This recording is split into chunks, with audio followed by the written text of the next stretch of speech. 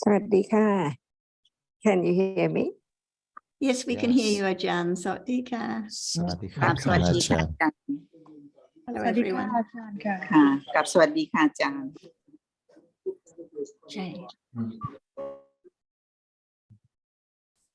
Okay, I think we can start. Nina, would you like to start? Yes, I have something.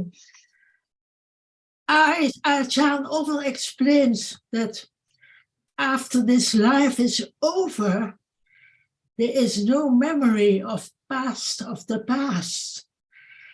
And every time I hear this, I get a little shock because I find it hard to accept. But I know that when there is more understanding of one reality at a time, it is the solution, because then we learn that there is each moment Chitta falls away, there is a kind of dying. But I think it's helpful if Ajahn can explain a little more of no longer this person and no memory of the past. I mean past life or even this life. It depends on conditions, whether there can be moment of thinking about the past or forgot already about this and that, depending on conditions. But Sanya Cetasika arises with each moment. It can be moment of thinking about the past. At that moment, Sanya has the thinking arising with it to think about the past. But whether it can think about the past or not, it all depends on Sanya Cetasika of each moment of Chitta. That's why even right now, Sanya is there unknown. What is the object of Sanya? But it can be known that Sanya shares the same object as Chitta. That's all. Each moment. Do you remember yesterday events? No, From we morning? forget. Yeah, we forget. Or only some? What's your breakfast yesterday? And what is your breakfast today? Sanya arises with each moment of Chitta.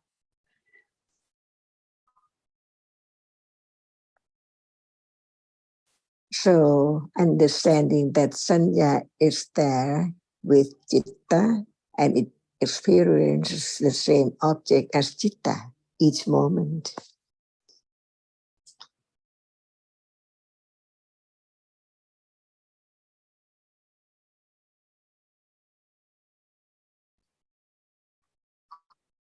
But the whole of past life, we no remembrance of it, what was it like. And that is a bit difficult to accept sometimes. Because last life and Sanya of last life is Sanya of that very person, just only in that life. And now there's no that person anymore. So where is Sanya about the one who is not there anymore? Yeah. Yeah.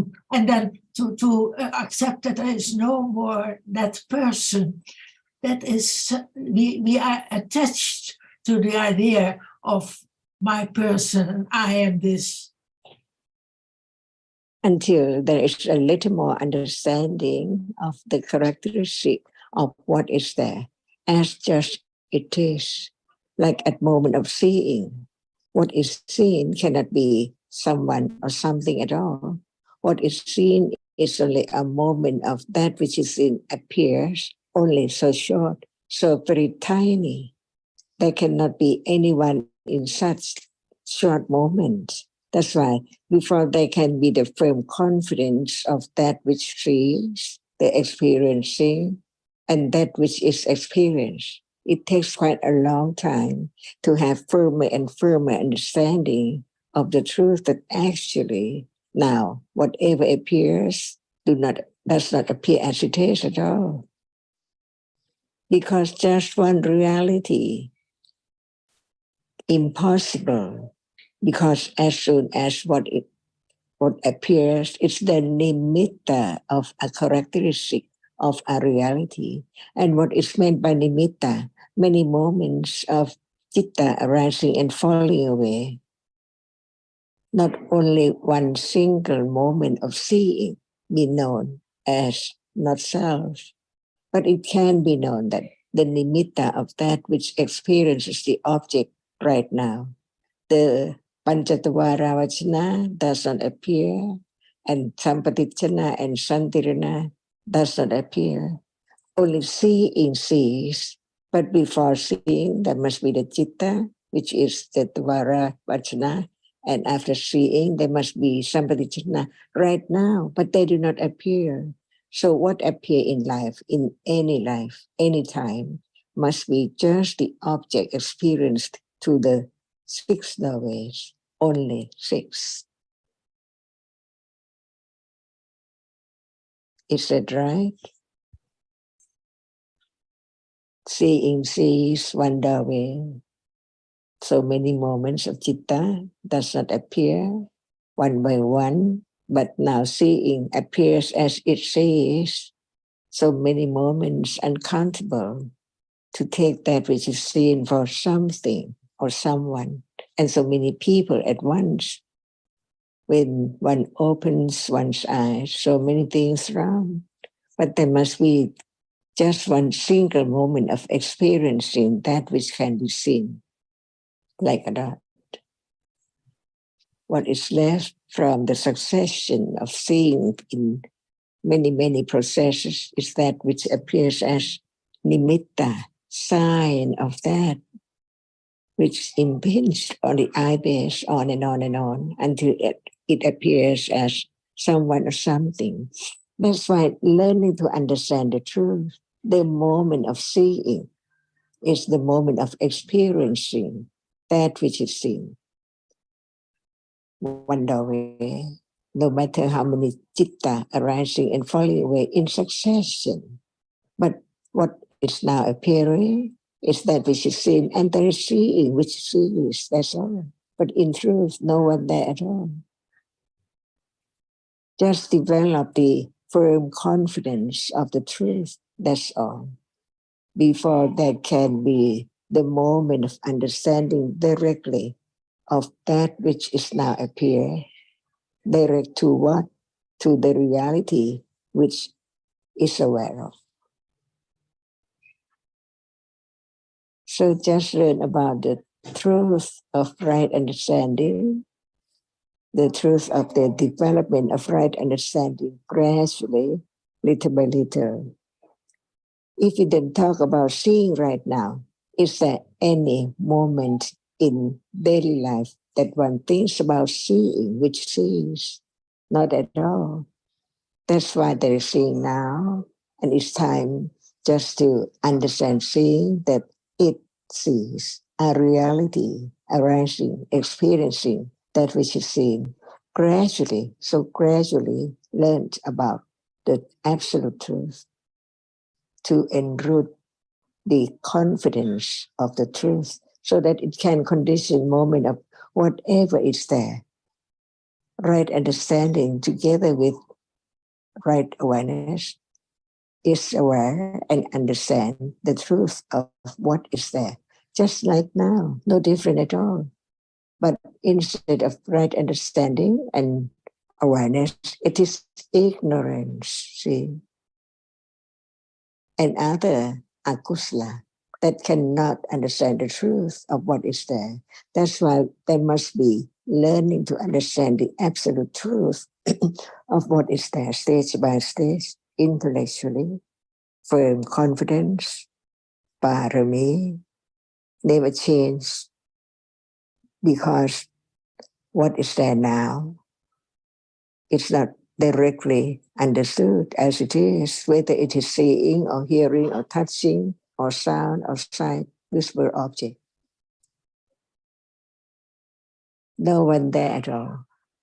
But right understanding begin to develop, to have firm confidence, And what is meant by firm confidence, never think about the object to be understood because it hasn't arisen yet.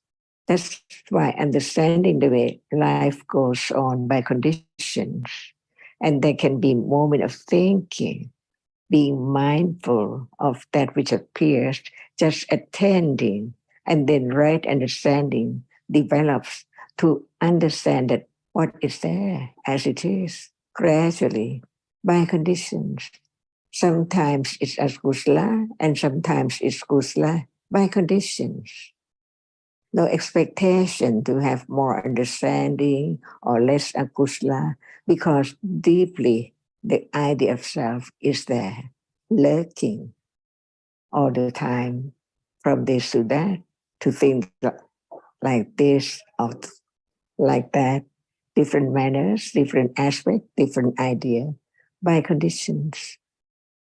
So no doubt about how long will it take to gradually letting go of the I or thing from that which is now appears. No more. But the idea that is still there, permanent, to be considered, how can there be such idea? Because it's not moment of seeing. So it's only thinking and remembering about that which is seen and is still there. But in truth, what is there is there. So short, unknown, until Buddha taught about each sub-moment, very tiny, very one moment of experiencing in a process, not just one moment. And each one has to be gone before the other can arise. The same understanding, little by little, gradually understanding what is there about the teaching of the Buddha, to condition moment of understanding a little more, right now. And unnothingness must be always unexpected, instantly, even right now, popping up all the time from moment to moment, unknown, because it's not clear understanding of what is there, just one by one at a time. So that is a little more understanding of different realities, different characteristics, like it's not sati at the moment arising with right understanding, directly understanding what is there as it is, yet until conditions are enough to condition such moment popping up instantly to show its characteristic as its anatta. Without understanding intellectually, there cannot be moment of understanding directly of what is there now. Nothing more than reading, listening, thinking, considering about what is there by conditions right now or anytime. So we can talk about reality in aspects. I'm glad, Ajahn, you always refer to seeing now.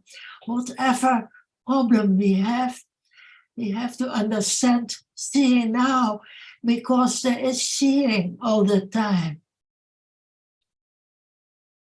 Otherwise, where's Dhamma and what is the studying Dhamma?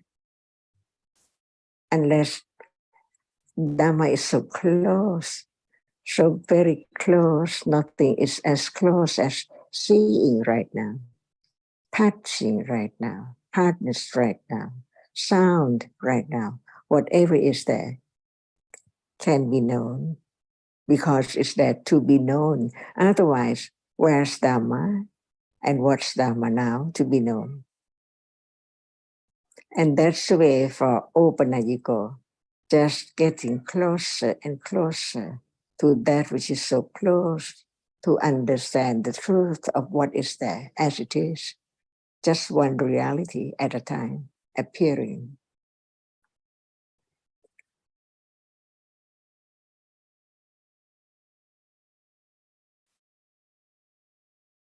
Nina, your question was interesting because it was exactly the same topic I discussed with a friend this morning. And when I mentioned that everything will be forgotten sooner or later, he was also shocked, and he said, "No, I totally disagree," and didn't appreciate it. But we discussed a little more. And as you say, it is the clinging, the strong clinging, not wanting to let go the stories, the memories. But when we consider about seeing now, how about the seeing just a moment ago or a few moments ago? Actually, it's already been forgotten.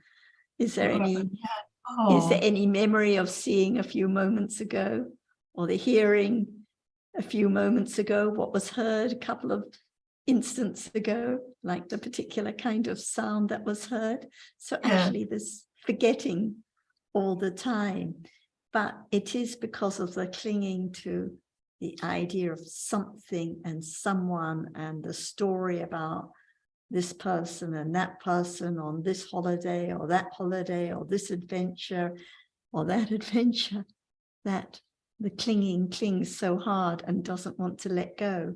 But when we appreciate that in the past, it's just like now, moments of seeing and hearing, so very uninteresting, so very boring. So actually one can be glad to just let it go, forget about them, because nothing special at all. It's just thinking now that somehow the seeing in the past or the hearing was something special. But actually it was just like now, just seeing what was visible, pleasant or unpleasant objects for an instant and then gone. But because of the thinking and clinging and the story that is built up, it seems like they were special experiences about special people. But actually they're just like now, moments of seeing, moments of thinking, moments of hearing, each one gone and forgotten instantly. Yeah, we are so afraid of losing our personality, the idea of after this life, no more this person. Difficult. But it takes a long time, as Ajahn says, to develop understanding. And it's all because of clinging to the idea of this personality now. But actually, what is this personality now? What is Nina now? What is Suchin now? What is Sarah now? Actually, just moments of seeing and hearing and thinking and clinging to the idea of someone there or someone here as something. Yeah. So it's the fantasy. Yeah, the personality now is the fantasy. Yeah, and the understandings can solve it when there is more understanding of this moment.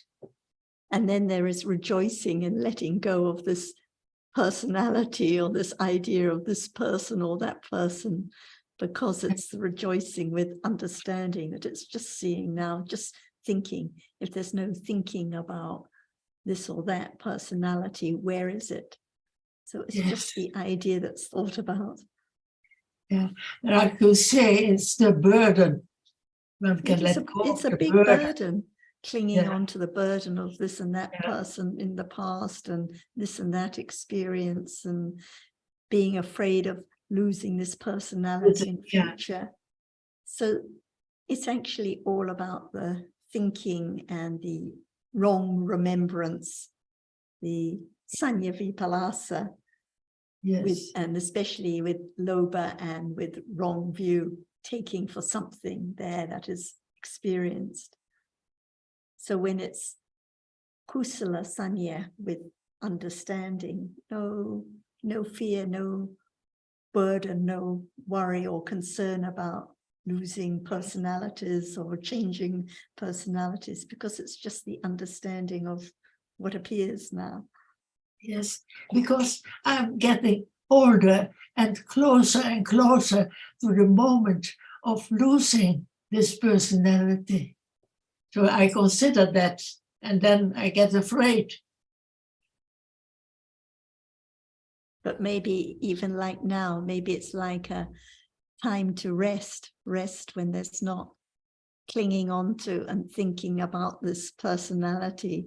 So actually at moments of just understanding, letting go of that strong idea of someone here, it's like a holiday, it's like a rest.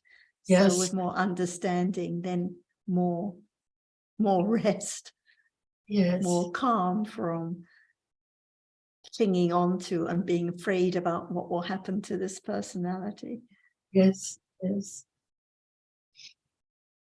And Nina, I think you understand and in a way accept that at the end of this lifespan, there will be no more Nina, and that no memory in the next lifespan. So just like for you now, there's no memory of the predecessor personality to Nina, but you understand that, but still there is the worry, the concern, because Yes. you would like the story of Nina to continue longer.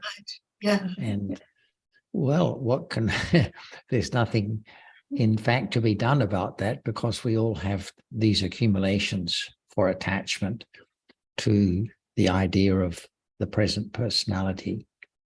And but fortunately we have the opportunity to appreciate at an intellectual level in this lifetime that it is the attachment that's the problem, and not the fact, not the way things are that is the problem. It's just our attachment that causes the feeling of what that causes the worry and concern. Yeah, right. Yeah, it's good to hear this very often. It helps. Yes, it helps, and so that's why I say we're fortunate in this lifetime to have exposure to the truth and to the explanation of why we are unsettled by the fact of impending death. Yeah, I find it also helpful that the reality is so close, as Ajahn says, like seeing now and hearing now. Yeah, that is helpful too. And the Jittas in the new life won't mind at all about losing the story about Nina or Sujin or Sarah, because there'll be more moments of seeing and hearing and thinking and dreaming about other beings and other names. So no concern about losing the ones from before.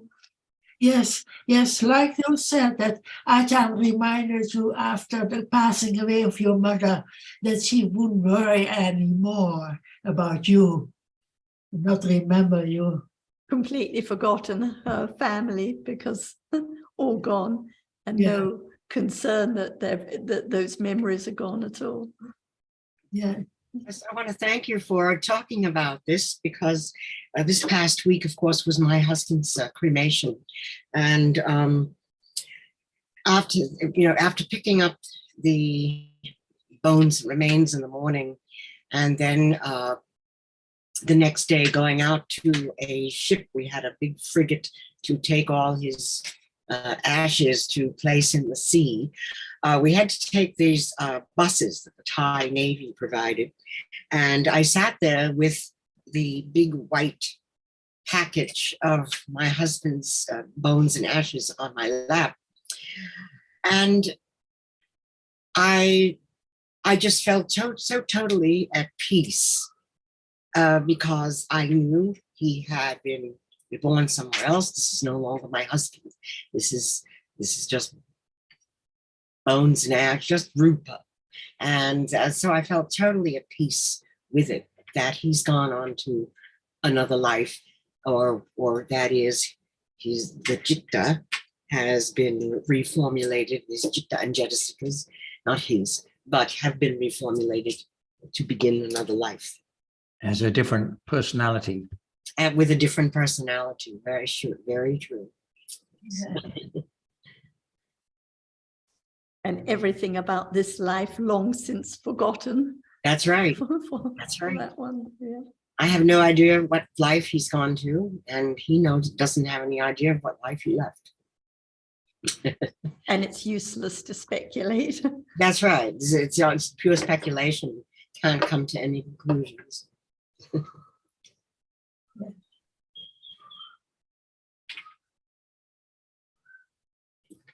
And in truth, there never was your husband, just like there never is this person or that person now. That's right. That's right. So there are just the moments of seeing and hearing and thinking. But because of the Sanya Vipalasa, there is continual thinking about this and that being as existing. So even this personality, that personality, it's just a fantasy, a dream world that we live in, forgetting entirely about this moment of seeing, this moment of hearing, this moment of thinking. If there's no thinking about this or that personality, where are they?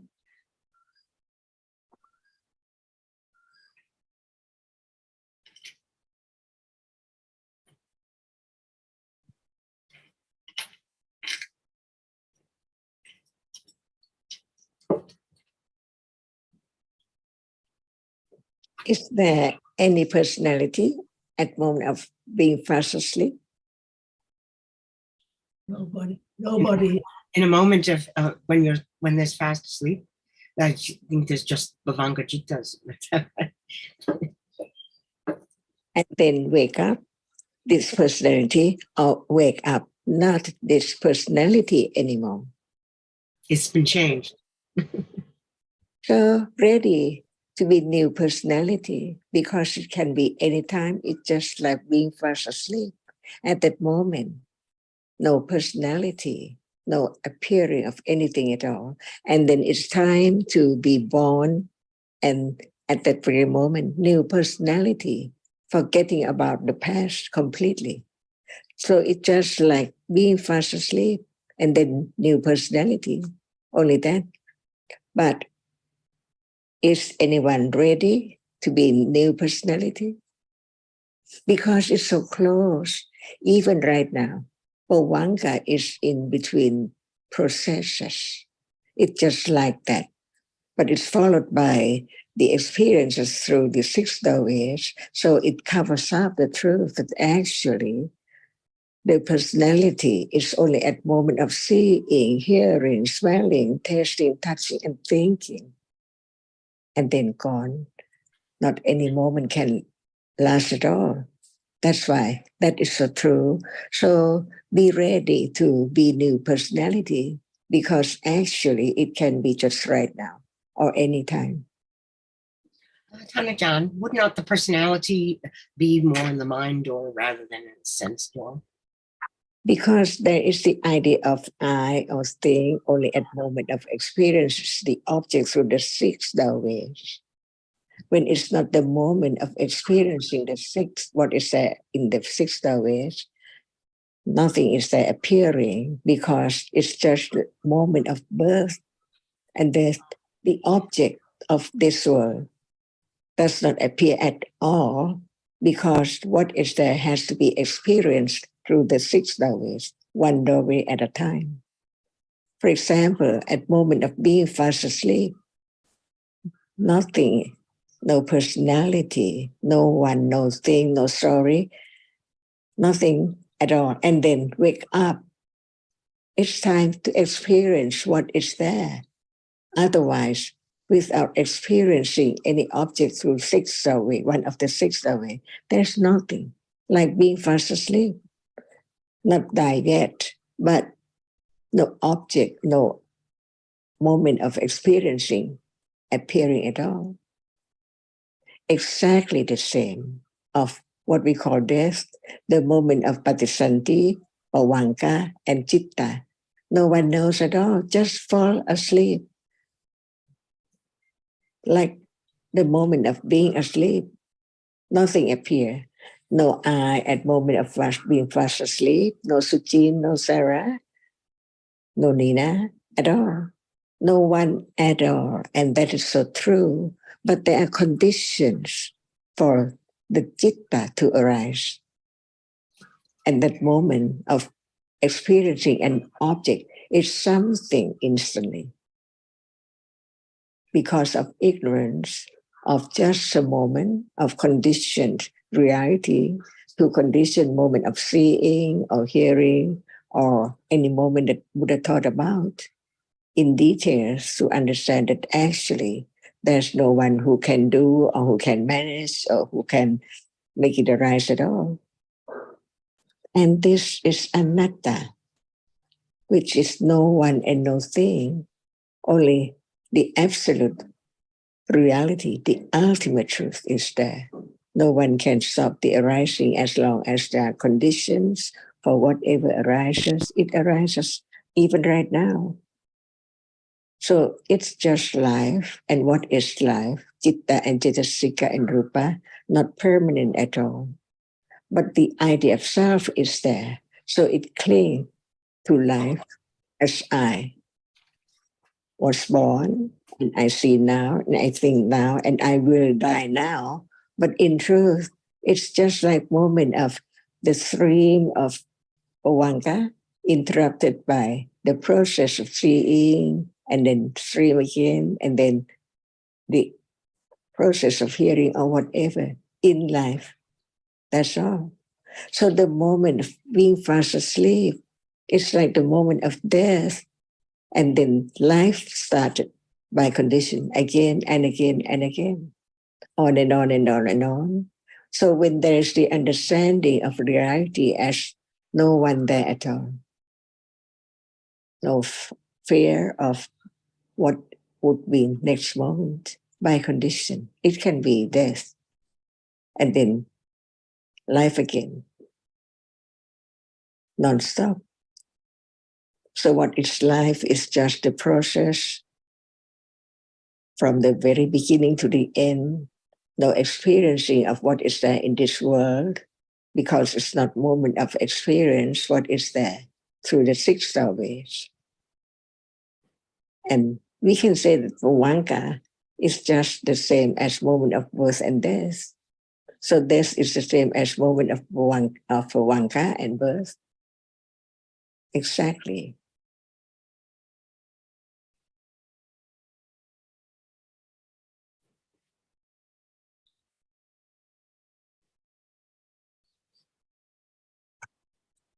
And that's the way to let go the clinging to life as I, this personality in this life, and what would be next by conditions. But there is ignorance and clinging, and the idea of self is there, which are conditioned by avijja or ignorance, not understanding the truth. That it's not as we take it for something or someone to cling to at all.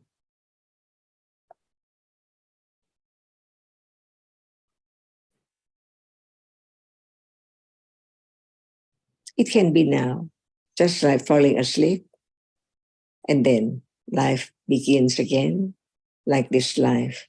It began after death of previous life, past life.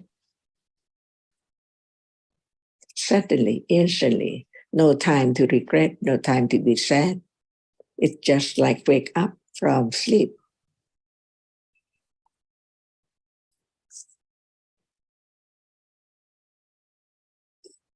So ready each moment to be next personality by conditions.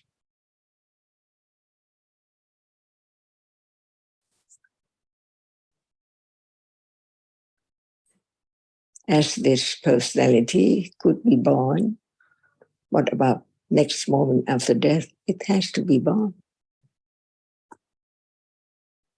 By condition, this personality is conditioned by karma and many conditions. So next life is conditioned by agama. By conditions, no selection, no choice at all.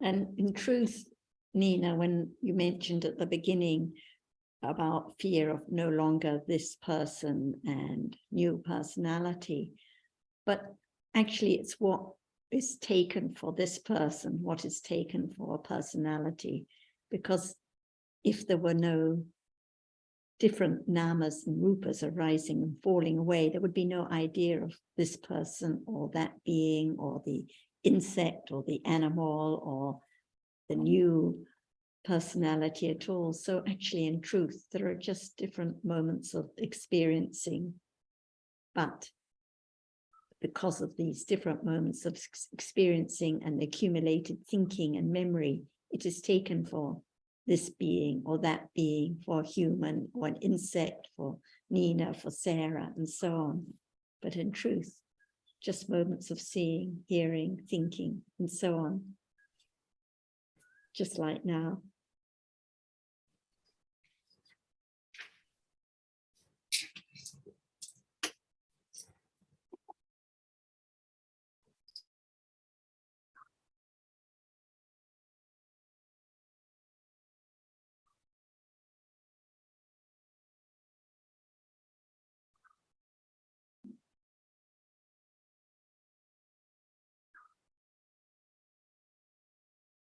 And before, Ajahn, I think several times we've talked about the ayuhana, all the collection of karmas, all the different karmas at the moment of birth that bring their results during their life. But I know some friends find this difficult too. Some objected to the talking of ayuhana in this way as the collection of karmas that can bring results in this life, just this one life. Would you say a little more on this topic? And we have to understand the collection of karma condition each moment in this life. For example, who can select moment of seeing to see such and such object, or hearing, smelling, tasting, touching, without this ayuhana, the collection of different karmas? How can what is there appearing in daily life be different? Sometimes it's seeing, sometimes hearing, sometimes it's smelling. Without ayuhana, sometimes the present object is experienced, sometimes it's unpleasant. See, without ayuhana, how can it arise? How can it be such and such?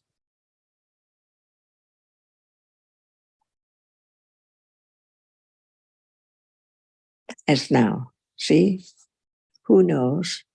Without ayuhana, how can the object which is experienced so different from moment to moment,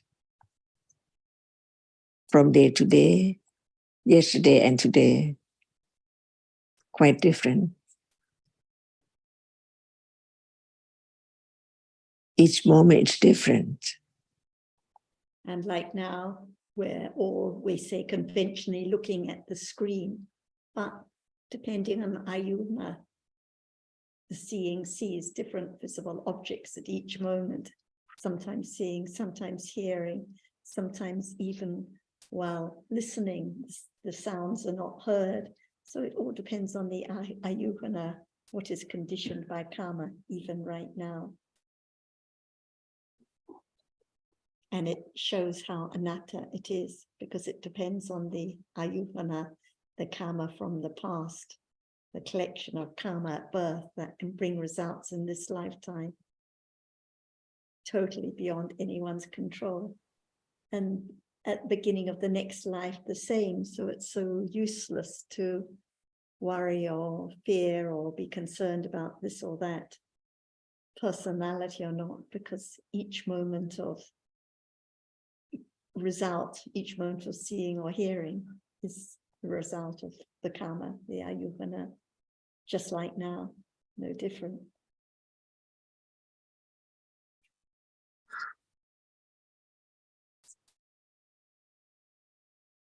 And ayuhana can condition results in such life like the animal's life and humans' life, different ayuhana.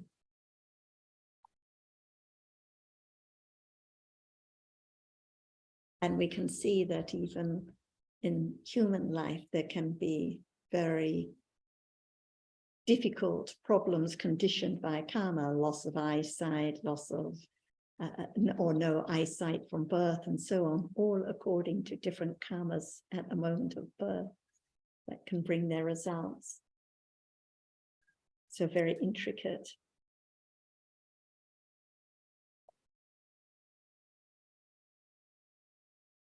And I think it's a relief because no one can do anything at all. Just let it be according to karma, because it cannot be any other way.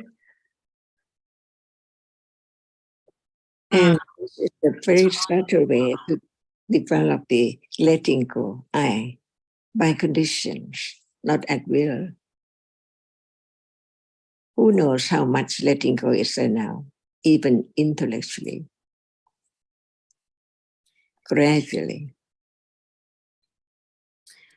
Excuse me, sir. My kids, my children argue with me all the time. So they say, how can you not, how can there not be doing anything? And I try to explain that there's no being to do anything. And, and they just don't agree with this, even though they're Buddhists. I don't know how to explain this better to them. But, I understand what Ajahn is teaching at my low level, but and yet they feel that something has to be done in order for wisdom to arise. And so I try to explain to them in the idea of what do you think can be done? We read the Dhamma, we think deeply, we cogitate about the Dhamma, and conditions are what bring, if they're right conditions come together, that's what brings the understanding. And they just don't seem to want to understand that. I think it's not so much a matter of wanting or not wanting to understand, but if there is not the understanding of what is real at this moment, for example, Yes, seeing right. now or hearing now, then one thinks of reality in terms of situations. The Right. breakfast I had yesterday or today, or what will happen to my personality next life. And then it's impossible to understand that there is no I that can do anything, because of course I chose what to prepare for my breakfast yesterday or what restaurant I went to this morning. So it's only by coming back to this moment and understanding what is true now, like seeing.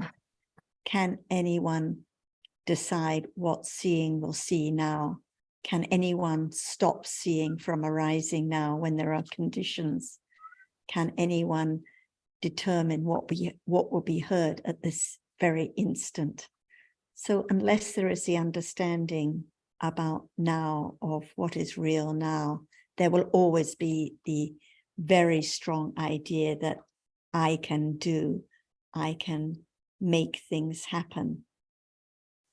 So it has to come back to this moment. Like, is there pleasant feeling or unpleasant feeling now? Can anyone make pleasant feeling last? Who would choose to have unpleasant feeling?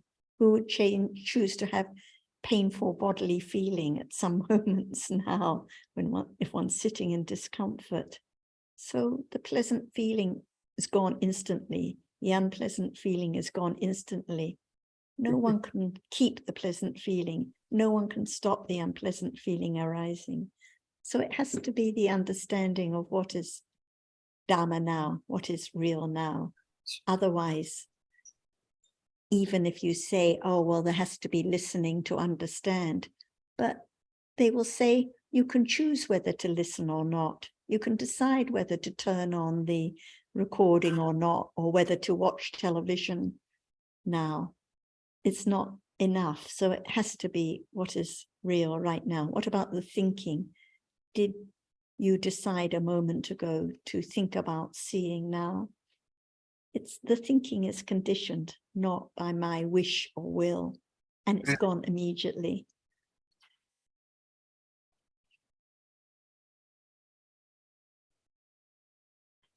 But it takes a lot of patience to understand and consider, and also to help anyone to understand, like Nina mentioned about the shock, and the friend I was chatting to, same reaction. So one just has to patiently come back to this moment. What about the seeing a moment ago? What about what was heard a moment ago?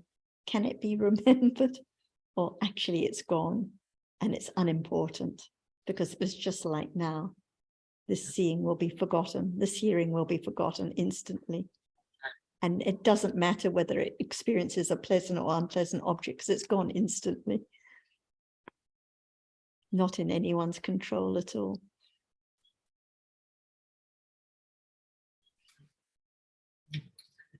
We'll try to explain to you. Yeah. I appreciated that you told us about the ceremony, Betty. Yes, all the ceremonies were so beautifully done. My husband was given so much honor by the king, And now it's all gone. All to be forgotten sooner or later. Yes. Yes. But we also have a very nice funeral book to help. But life goes on. It goes on, and one clings to the memories, like we discussed before. So many different memories of when one was young and this, but sooner or later, all to be forgotten, all gone. Yeah. And back to the seeing now, the thinking, the hearing.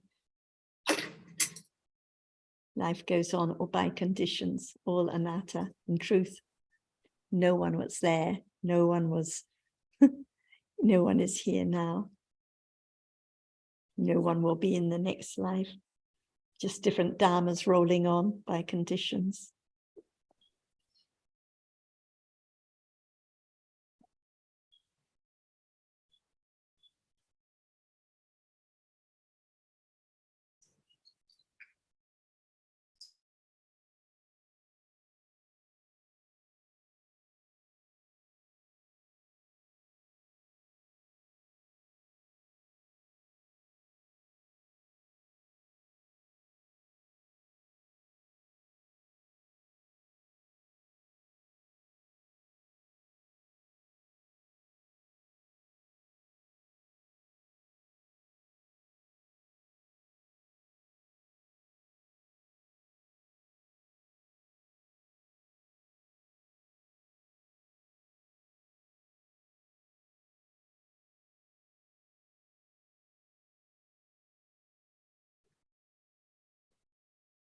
Kunina, so what would you think about death now?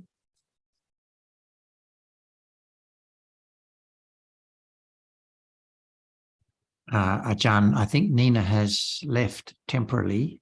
She'll be coming back in a minute, I think. She's not here now.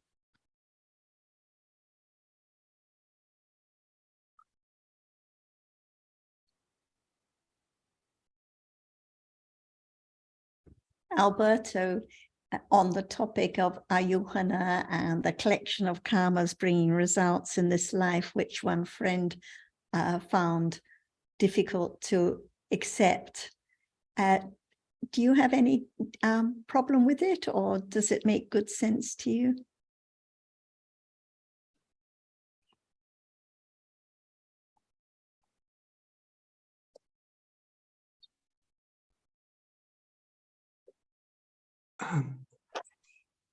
Yeah, I remember Ajahn talking, explaining ayuhana. I think it's pretty clear by now. Yeah, it's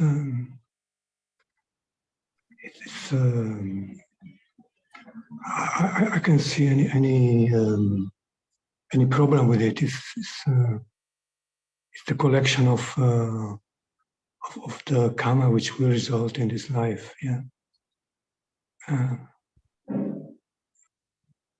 And actually, when one thinks about it, it is obvious it has to be like that, because how else explain all these different results from moment to moment and for different streams of citas?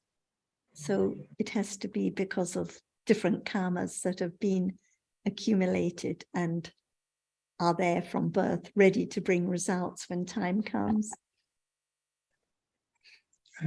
We don't know what the accumulation with the ayuhana is, and only I think that would be only the Buddha who would know the ayuhana of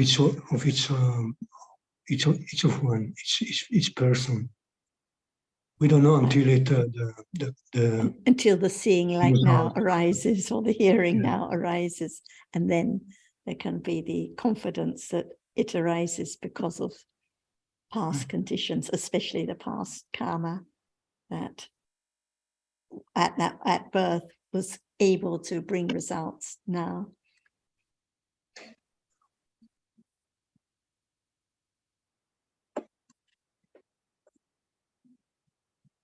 Sita, did you have any topic you wish to bring up today?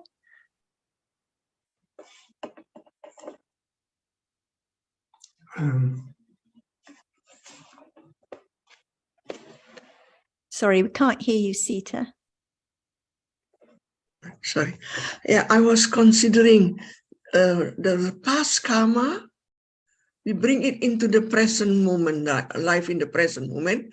And we are also collecting karmas in the present life. That is a continuation. That means we have to, in a form, to be aware to reduce the karma. Am I correct in my understanding?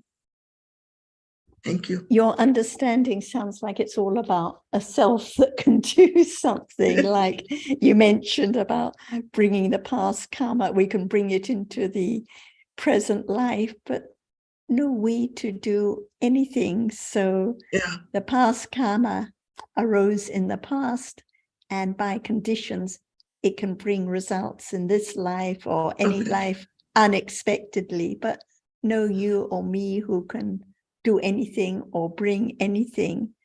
And I think you mentioned, but I mean, I've got it wrong, that we are a collection of karma, but again, no we to be a collection of anything, just various karmas have accumulated in the past and can bring results in this lifetime. But where is the we to be the collection or result? Actually, there are just moments of seeing, moments of hearing, which are a result of karma, and then different habits, tendencies, like clinging to the idea of self, which are not the result of karma, but are the accumulated ways of thinking and clinging. Yeah. And I've forgotten what your last point was. And this, the present moment of, the present moment of what we call it, you can also collect karma from the past, and the present moment you can also collect karma if you do something intentionally. Am I correct?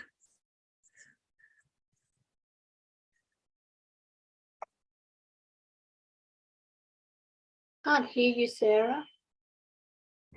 Sorry, what is the you that can intentionally do anything? Can I intentionally accumulate good karma now, for example? No. So at moments of right understanding, the kusala karma accumulates and can bring results in future. But I cannot make it happen. I cannot make understanding arise. I cannot accumulate the karma. At moments of giving, making an offering with kusala citas, it is kusala karma that can accumulate and bring results, but it's not my giving or my accumulation of kusala karma. Okay. It's thinking sometimes unknowingly. Sita, I think your concern is that more and more karma, especially akusala karma, gets accumulated. Is that the situation? Yeah, so. Yes. And you're worried then that in future there'll just be akusala vipaka, more and more akusala vipaka in future. Oh. Is that part of your concern? Yeah. Mm-hmm. The results. So you're wondering how to stop the accumulation of more and more akusala karma. We cannot stop it, but you can. No one can stop it. But that's correct. So, is there any problem? Thinking problem. And when you think, what is the problem?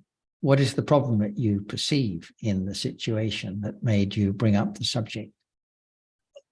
I was considering about the past karma. Yes. And we live in the present moment. Yes. There's also this latent tendency, and sometimes I was just thinking over it. So we understand that there have been countless lifetimes in the past. Yeah. So there have been countless or inconceivable amount of past karma that has been performed and accumulated, if you like, or not spent, not brought its result yet. So it's potentially capable of bringing result in this lifetime or future lifetime. Okay. Yeah. It's but a continuation. It's not something we have to think about too much, because that's just the way it is. And it's the same for everyone, except for the enlightened being, there is the end of karma. So the being who attains final enlightenment, becomes an arahat, does not accumulate any further karma after that point. Okay. And of course, at the end of that lifespan, then any karma that hasn't brought result is spent. It's no longer can bring a result, because at the end of the arahat's lifespan, there is the cessation of all the khandhas. There's no more consciousness. Okay, thank you.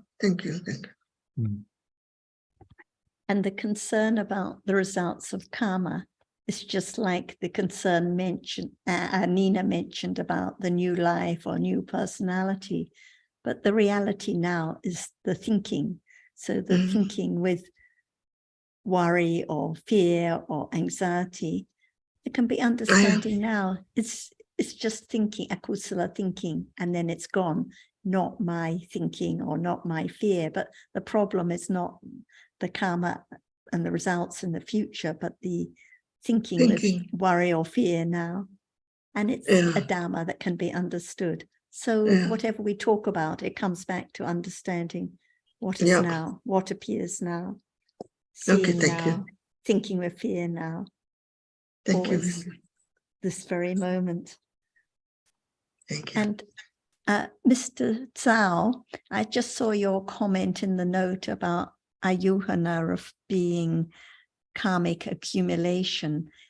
It particularly refers to all the karmas at the moment of birth that can bring results in this particular lifetime, not all the karmas that have been accumulated for aeons, but just those in this lifetime at birth that can bring results during this life. Thank you, Sarah. Yes. Is that a little clearer? So Yes, it's a little it's clearer. different from diction. That's why we have to be careful with dictionary definitions and meanings, because sometimes they get the meaning partly right, but not precise enough. Yes, thank you.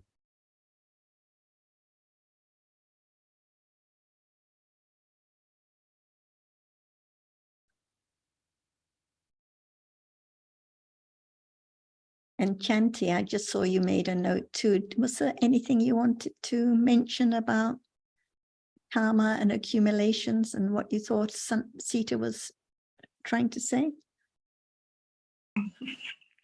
Oh, no, thank you. I was just trying to understand Sita. The main point to understand, the really important one, is that the karma is not about me and it's not about my karma, but different moments of kusala and akusala chaitana that are of a degree that can bring results in future arise by conditions, and the results occur by conditions too. So some karma from the past can bring results in this lifetime and some cannot, depending on the ayuhana at birth. Like if there is life as an insect now, no conditions for certain kinds of experience to occur or certain habits to develop. So, or if one is born as a male rather than a female, different results accordingly. So this comes back to the ayuhana, but in truth, no one there, no being, no my karma now, or know my results now. Anyway, good to see you, Chanti.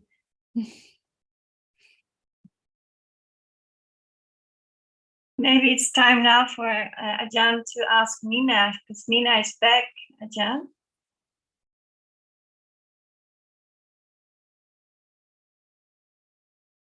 Can you hear me? Yes, please What go do ahead, you think Ajahn. about this? Oh, can you hear me? Can you hear me? Yes, Okay. Nina, when you disappeared, Ajahn was trying to ask you a question. So I think she's going to ask you the question again about death. About this, yeah. I have to tell again. Oh, Ajah's going to ask you the question again. Now, what do you think about this? Now, what do you think about this? Yes. That there is a new life after this life. And there is actually death at each moment that a chitta falls away. So the more we understand this moment, the less we have problems about this fact. But we may find it difficult to accept this. Is there's just a moment, like this moment, only a moment. And actually, at that very moment, it's the same as Bhavanga, like being fast asleep. Just anytime by conditions. So no fear about it, no fear of it at all. It can be this moment, like falling asleep this moment. And then wake up, or new life, new personality. That's all the difference. It's so natural. And after one was born, no thought about the past life at all. Like this life, just like this life.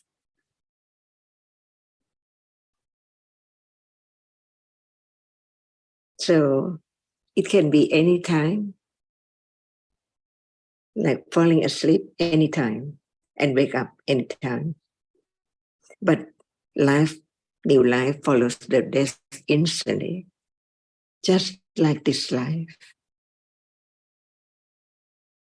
Is there any different?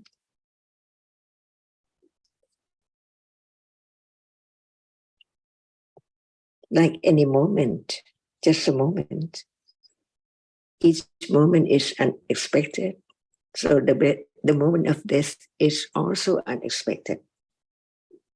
No time to think about it, because at moment of thinking about it, it's not death, it's thinking.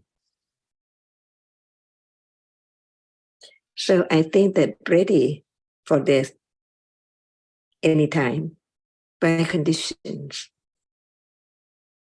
Like next moment it is seeing, but next moment it is life, new life after death.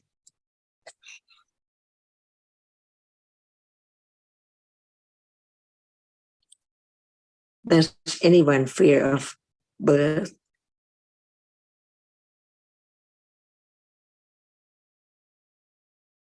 One moment like this.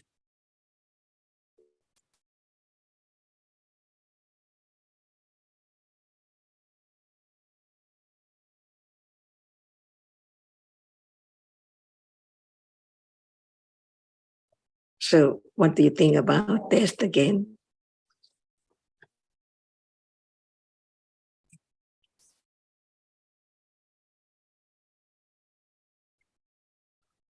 It can be now, see? At moment of thinking, it's not the moment of death yet. So death comes just like falling asleep. Instantly.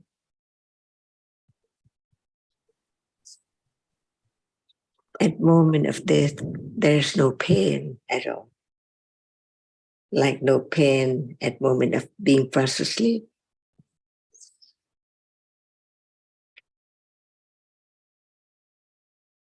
So it's just like any moment in life, but different function.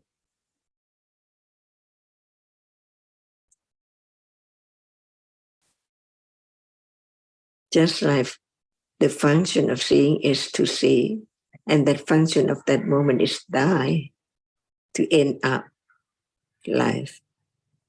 No, this personality anymore after death, even just a moment, new one, new personality, new being, by conditions.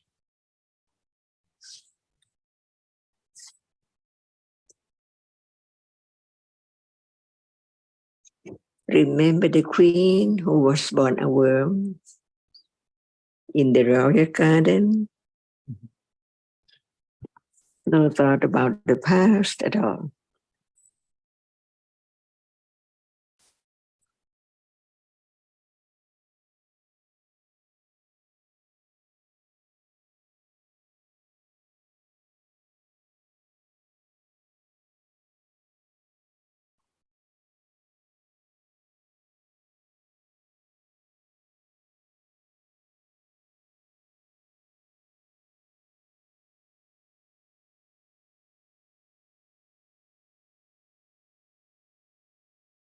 So while death hasn't come yet, there can be moment of developing understanding of what is there in truth as it is. No one at all. Only different realities by conditions.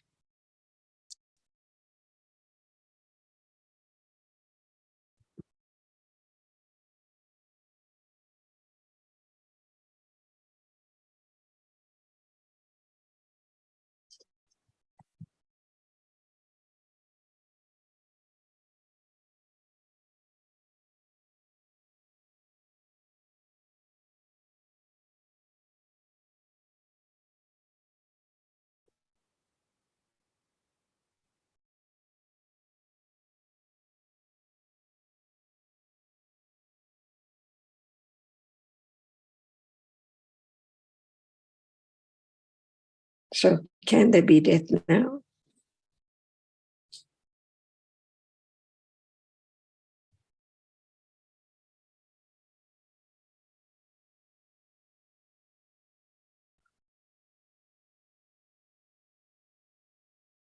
When it's there, no one knows. because in truth, there's no one.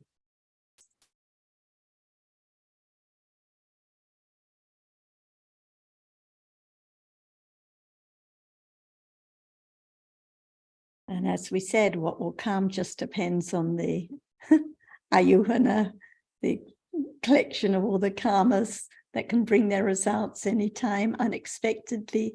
So no use in thinking much or dwelling on it, because what will come when it's time. Death will come when it's the right time. Other results of karma will come when it's appropriate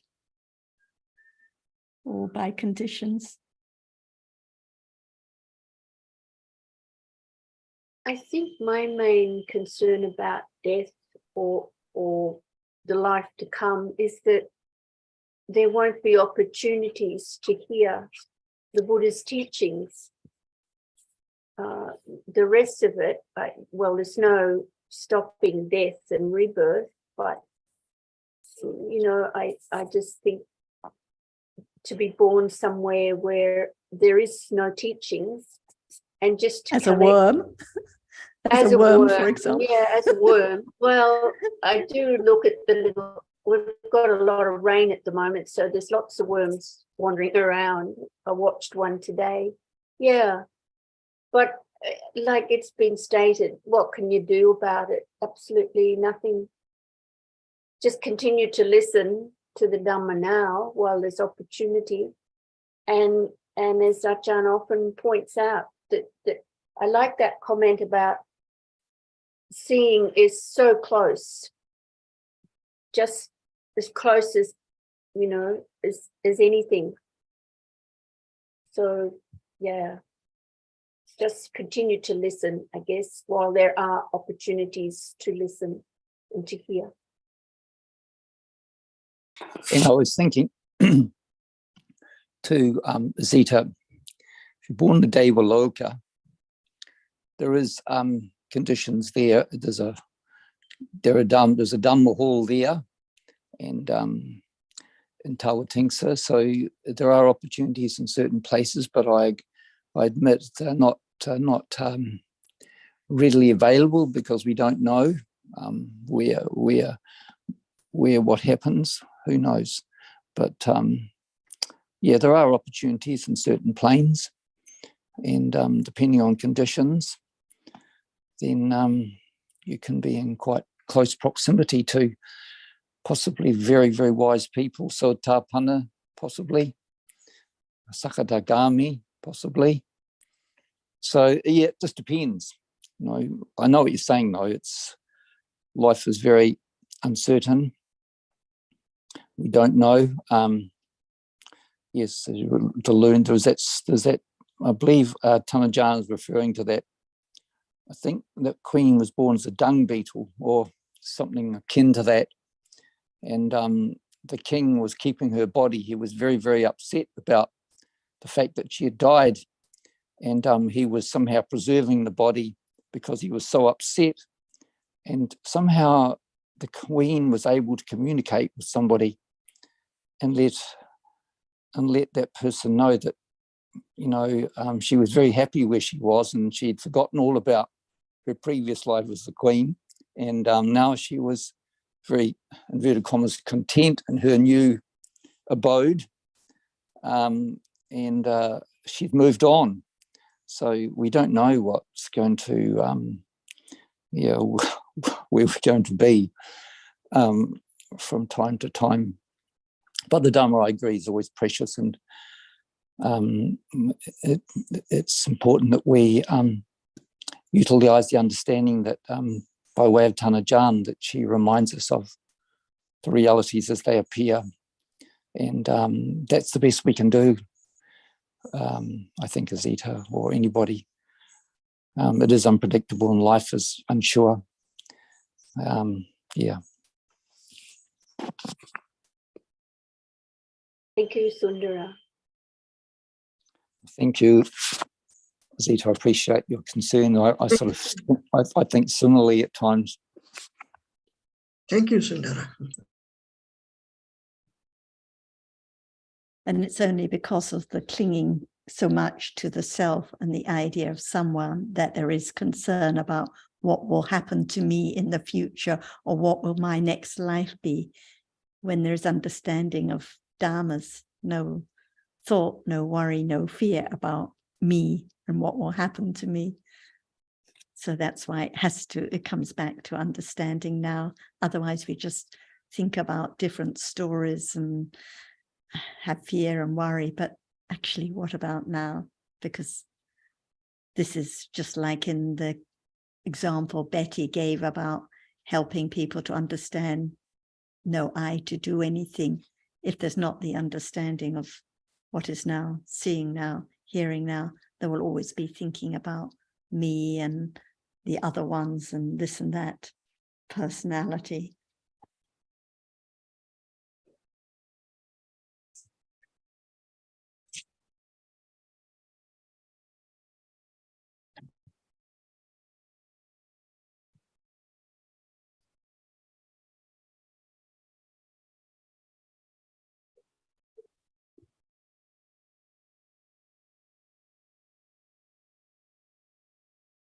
May, if it's anything you would like to bring up today, we don't have very much time, but you often like to ask Ajahn a question or bring up a topic.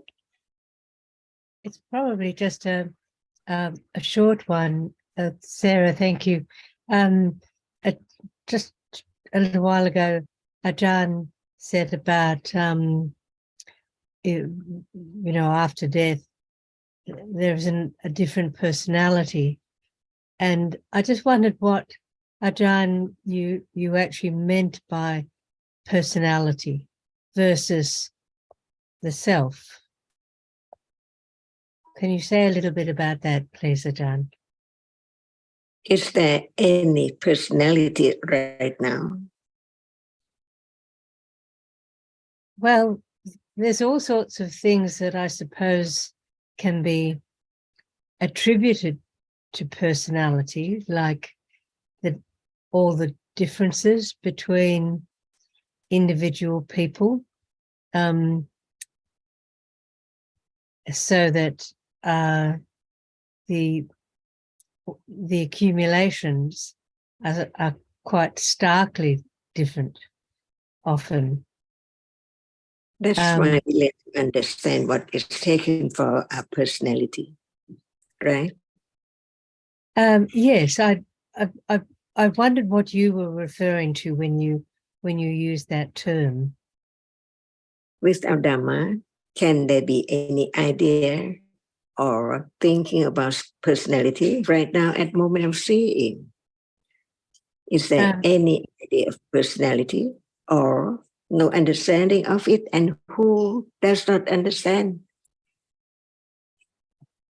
Well, at the moment of seeing, there can be no personality, but at the level of thinking, which seems to be where it resides, we think about individual traits or identifiable characteristics, etc. Now I know that they're just concepts, but I think I'm a little bit confused about that. If we think about another life, personality seems to have a different attribute to it, to, for example, a condition, like, for example, the worm.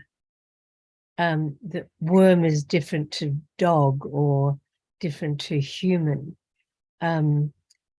But personality seems to suggest something different again. And I'm just wondering how useful it is to think about that, to consider that.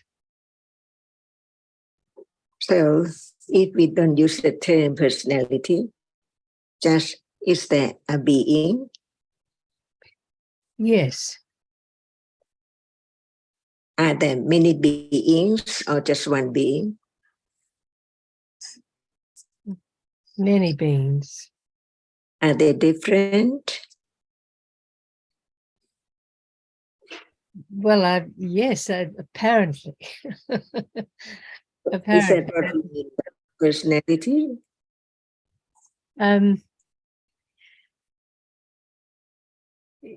Yes, it's you're using personality to mean those differences between people, Ajahn, are you? That's why we just talk about the absolute truth. What is there, no matter what word we use. For example, visible object. Is it a table? See, table is seen, so is table visible object, or is visible object a table? See, just the word. But the truth is that we are talking about what is there as it is, because people are different, beings are different. So what is the differences? Different personality. But there must be the reality which is there to be known, whether it's a being or just a reality. In order to understand reality, there must be something there to be known. And in truth, is it as we think about it as a person, a being, a personality, or an absolute reality? It has its characteristic. It cannot be taken for anything. It's conditioned to arise and fall away, but it appears as people and things. That's why we learn to understand what is taken for people or what is taken for something or many things right now. In truth, what is the absolute truth? Nobody can change, no matter what word is used for it, but it can be changed by words. That's why the word conveyed the truth of that as much as one can understand the characteristic of that reality by different words. So what is word? Well, I think that you're saying that that when we talk about personality, it is at the level of thinking about what appears as a being, as a person. There's thinking about our various things that we think are characteristic of them, but so it's the thinking which is the reality that appears at that moment, not the sound of a voice, not the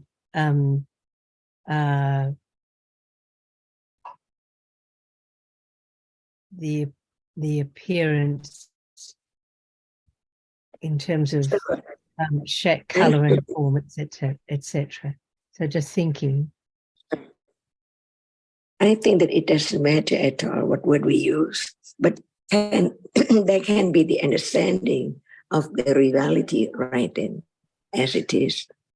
No matter we use the term personality or being or a person, because it's different moments, different conditions at that very moment to be different. For example, is seeing a personality or a being, or what is it in truth? No, just a reality. So a personality, in truth, what is it?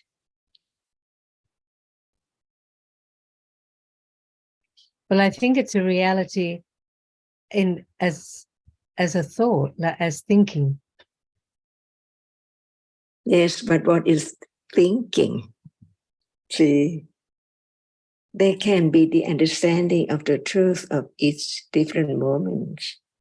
Seeing is not thinking, and what is the object of seeing experienced, and what is the object of thinking, and so on.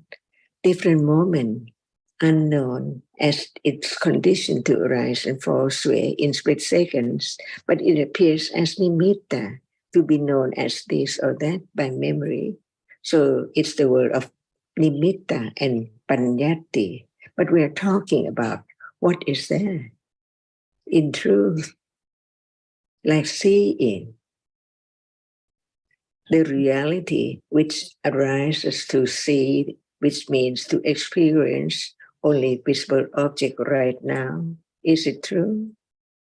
But there's so many conditions arising and falling away on and on to make it different as different personality. But in truth, they are all different reality in a moment, never be the same at all. Deeper than that, no one there at all. Only each reality arises and performs its function, that's all. No matter we're talking about, we don't talk in terms of the word, but we talk in terms of the reality, the absolute reality, the ultimate reality. No one can change its characteristic to be different from the way it is. Like seeing, see, no one there at all, no personality. It's a moment of experiencing that which impinges on it. And where is seeing, see, right now? If it's not known, how can there be the moment of directly understand the truth of it, which arises and falls away instantly?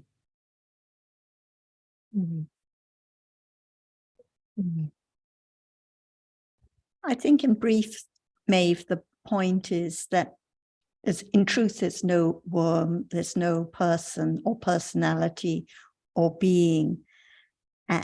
But we talk about this or that personality, as you say, or Ajahn mentions new personality and new life, because there are the different realities that are taken or referred to as that personality.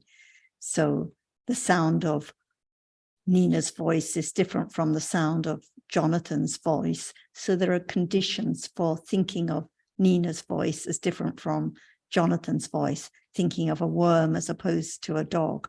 But in truth, there are just different dhammas, different realities referred to in this way or that way, with or without any understanding, usually with ignorance and clinging and wrong understanding. But I agree, it can sound a bit confusing when we hear, oh, there'll be a new personality in the new life, or birth as a worm or a dog, because in truth, just like now, moments of seeing, hearing, thinking, kusala, akusala, no being, no personality in reality.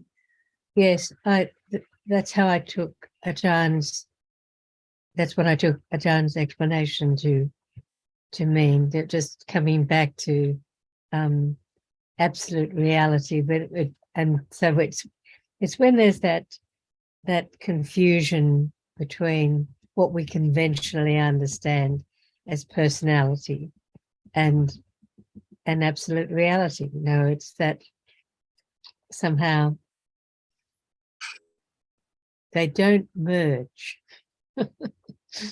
And that's why it's always comes back to the confidence in what is true, no matter what is heard or what is read. Yes. It comes back to what is actually true now. Anyway, it's a good topic that you brought. I'm glad that you brought it up, Maeve. I think we better. Thank you. I was just going to say they don't merge, Maeve, but they coexist. Yes. Thank you for that subtle point, Jonathan. Sawadee-ka, Ajahn. Thank you very much. Sawadee ka, Tanajan. Tanajan. Anumodana ka, Kun Sarah, Kun John, and everyone.